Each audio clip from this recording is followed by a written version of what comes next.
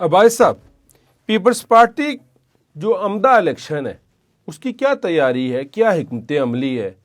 کوئی چین کی بانسری ہے یا انہوں نے بھی کوئی کام کیا یا وہ کسی اور محاذ پہ اس وقت لڑائی لڑ رہے ہیں؟ سر بخاری صاحب، یہ تو ایک بات تو واضح ہے کہ آزاد کشمیر میں آپ کو پتہ ہے آنے والے جو الیکشن ہیں ان میں دو پارٹیاں ہمیں سامنے ہوں گی، پیپل پارٹی ہوگی اور نون لیگ ہوگی۔ پیپل پارٹی کو ویسے بہت اچھا سنہری موقع آیا تھا کہ کچھ ڈیلیور کرتے، چھوٹا ٹائم تھا لیکن ایک اچھا فیصل ممتاز راٹھور صاحب کے پاس ٹائم آیا، پارٹی کے پاس ٹائم آیا۔ خیال یہ تھا کہ نوجوان آدمی ہے اور ٹھیک طرح سے چیزوں کو لے کر آگے چلیں گے، لیکن بعد میں آ کر جلدی یعنی ان کے کچھ اقدامات کی وجہ سے پارٹی کے اندر واضح ایک دھڑے بندی نظر آئی تھی۔ آپ کو پتہ ہے وہ ساجد میرپور کے تبادلے کی وجہ سے بیرسٹر سلطان محمود صاحب کو جو گروپ ہے جس کے ساتھ وعدے وعید کیے گئے تھے وہ واضح بالکل پیرالل دور کھڑا نظر آیا تھا اور ابھی تک کھڑا نظر آتا ہے، ابھی تک اس کی دھڑے بندی ختم نہیں ہوئی۔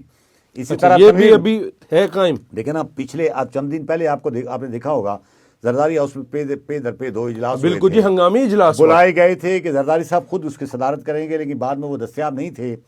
تو فریال تالپور صاحب دستیاب نہیں تھی تو چودھری ریاض صاحب وہاں بیٹھے ہوئے تھے۔ اگرچہ انہوں نے سربراہی تو وہ شمار نہیں کیا، سربراہی کا لفظ تو استعمال نہیں ہوا جو انہوں نے خبر جاری کی تھی، لیکن بنیادی طور پر تو چودھری ریاض صاحب موجود تھے، جس محفل میں وہ موجود ہیں تو آزاد کشمیر کی پیپل پارٹی کا کون آدمی جرت کر سکتا ہے پھر وہ صدارت کرے؟ جی صدارت ہونے کی تھی کرتا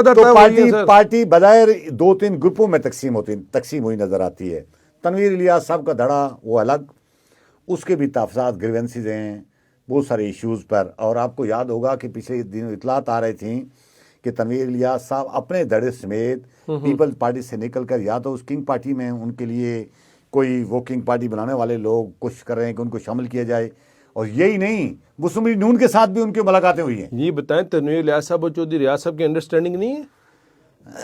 دیکھیں نا، انڈرسٹینڈنگ تو ہوگی، سیاسی مفادات تو اپنے ہی ہوتے ہیں، انڈرسٹینڈنگ ہوگی، لیکن چودھری ریاض صاحب کے پاس تنویر الیاس صاحب کو دینے کے لیے پھر کیا چیز ہے؟ وزارت علماء تو ہے نہیں، پارٹی صدارت تو فی الحال ہے نہیں، تو صدر آزاد کشمیر کا جو ایک موقع نکل رہا تھا اس کے بعد یہ پیپل پارٹی ہتھیار پھینک گئی ہے، تو ان کے پاس کیا چیز ہے؟ تو پھر آپ ان کی مرضی کے جو چھوٹے موٹے کام ہوں گے، کوئی جا رہا ہے، آپ کو پتا ہے بیروکریٹ کی ٹرانسفر ہوتی ہے، تبادلے ہوتے ہیں، تعیناتیاں ہوتی ہیں، وہ بھی اگر نہیں کریں گے تو تنویر الیاس صاحب تو آپ کو پتا ہے ایک یعنی ان کے پاس ایک مضبوط دھڑا ہے۔ اس وقت پوزیشن یہ ہے آزاد کشمیر حکومت میں، علی شان سونی صاحب ان کے آدمی ہیں، احمد صغیر یعنی ان کی والدہ تنویر الیاس صاحب کے ساتھ ہیں، مظفر آباد سے دیوان علی چغتائی صاحب جو جیلم ویلی کے ہیں وہ ان کے ساتھ ہیں، تنویر الیاس کے ساتھ، تنویر الیاس صاحب کے ساتھ، اور یہ جو جاوید بٹ صاحب ہیں یہ ان کے ساتھ ہیں، یعنی 5-6 افراد پر مشتمل ایک دھڑا ہے۔ اچھا انہوں نے اپنا دھڑا بنا لیا، بالکل واضح ہے، اور سارا دھڑا لے کر وہ ظاہر ہے ایک سامنے نظر آتے ہیں۔ اسی طرح بیرسٹر سلطان محمود صاحب کے گروپ کے 4-5 لوگ ہیں جن پہ واضح گریونسز ہیں، وہ ڈی سی میرپور کا تبادلہ، پھر وہ آسم شوکت صاحب جو پچھلے 2.5-3 سال سے OSC کیے گئے تھے اور ان کی تعیناتی کسی اچھی جگہ پر کرنے کا ایک وعدہ وہی بھی ہوا تھا، وہ ابھی تک نہیں کی گئی، اور چودھری یاسین صاحب اپنی جگہ ناراض ہیں۔ جی چودھری یاسین صاحب اپنی جگہ ناراض ہیں، تو پارٹی 2-3 دھڑوں میں اب اس دھڑے بندی کو ختم کرنے کے لیے پچھلے دنوں انہوں نے اجلاس کیے ہیں، لیکن اس اجلاس میں بھی کچھ ایک آدھ سٹیپ ضرور سامنے آیا ہے کہ پارٹی سے دھڑے بندی ختم کی جائے، لیکن مکمل طور پر دھڑے بندی ابھی تک ختم نہیں ہوئی۔ زرداری صاحب نے بھی بلایا، پھر بھی جاری ہے۔ اس بات کا خطرہ ہے بخاری صاحب کہ اگر فیصل ممتاز راٹھور صاحب نے یہ جو پارٹی کے 2-3 دھڑے ہیں ان کے گریونسز دور کر کے پارٹی کے ساتھ ان کو نتھی نہ کیا، غلط فہمیاں دور کر کے ان کو اپنے ساتھ نہ چلایا، تو یہ دھڑے بکھر جا سکتے ہیں، اور پیپلز پارٹی کے آزاد کشمیر میں الیکشن میں وہی پوزیشن ہو سکتی ہے جو ماضی میں ایک دفعہ رہی گیا، اور ان کا فگر جو ہے وہ سنگل ڈیجٹ سے اوپر نہیں جائے گا۔ وہ آپ کو یاد ہے 6-7 سیٹیں ایک دفعہ جیتی تھیں، بالکل یہ صورتحال کی اسی طرف جا رہی ہے، لیکن اب بھی ان کے پاس موقع ہے۔ سٹی میں بھی اختلافات ہو گئے ہیں سر، بالکل ڈیفینیٹلی ظاہر ہے۔ وہ تو چودھری یاسین صاحب کو میری رائے یہ ہے کہ دونوں سیٹوں سے الیکشن لڑنا پڑے گا، ان کے بیٹے کے لیے اتنے زیادہ حالات سازگار نہیں ہیں کہ وہ ایک جگہ خود لڑیں گے، دوسری جگہ بیٹے کو لڑیں گے، کوٹلی سٹی سے خود لڑنا پڑے گا، ان کو دونوں سیٹوں سے لڑنا پڑے گا۔ ادروائز پیپل پارٹی کے بتائے گا نا، چودھری یاسین صاحب جب وزیر اعظم بھی نہیں بن سکے اور بھی بہت ساری چیزیں ہیں، تو لوگ تو سوال کریں گے نا کہ اب